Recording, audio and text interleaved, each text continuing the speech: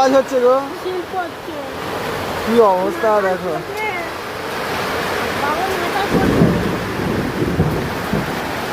এত বৃষ্টি হচ্ছে এই সকালবেলা, আবার তার মধ্যে সিল করছে,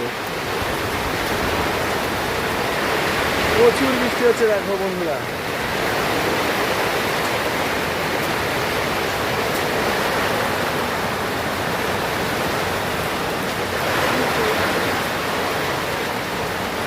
আজকেও তো তাহলে খাওয়া দাওয়া বন্ধ।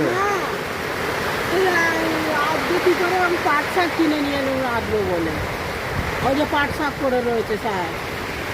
এই তো বৃষ্টিতে পাট শাক ভিজছে,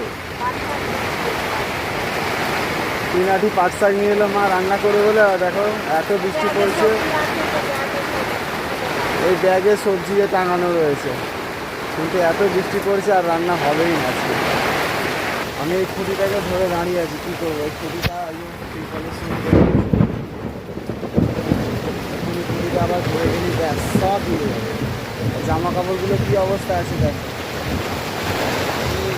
সব চাপা দিয়ে দিয়েছি।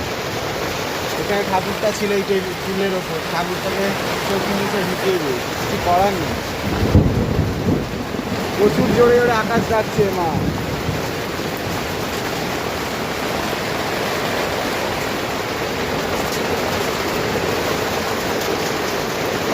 শীত পড়ছে,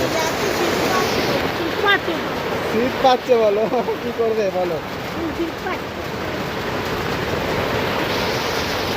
কিছু করার নেই। এখানে চা হয়েছিল, যে চা খাবো সেই চা চাপা রয়েছে, কিন্তু চা খাওয়ার পজিশন নেই, এত জল পড়ছে। দেখো ত্রিপল দিয়ে পুরো ঘেরা ছিল, প্রচুর বৃষ্টি হচ্ছে প্রচুর।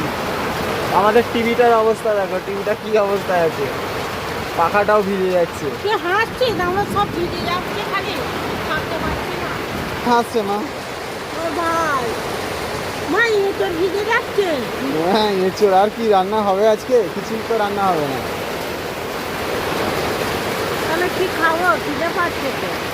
ঘরের মধ্যে ছাতা,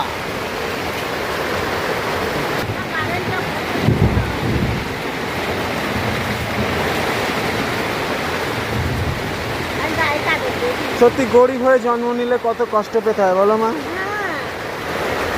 ওই যে ওই দিক দিয়ে দেখো না, কত প্লাস্টিকের ফুটোটা দিয়ে জল পড়ছে।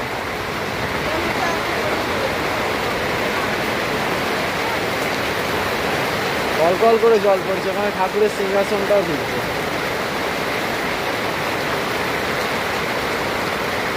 জগন্নাথ প্রভু।